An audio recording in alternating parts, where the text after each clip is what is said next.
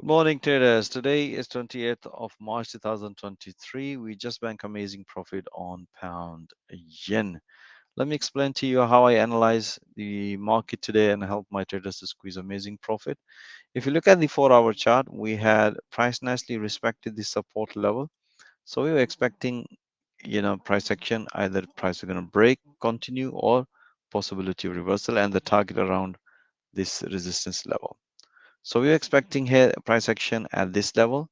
So we look at the for in intraday we have this impulsive move, and after this impulsive, as explained to my trader, look for any pullback, would consider high probability trade.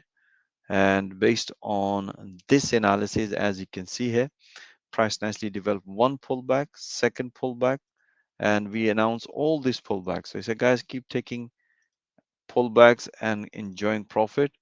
As soon as the price hit to the profit target in 4 hour, as mentioned here, that's the previous high and that's the resistance level. That's what we're expecting the first target.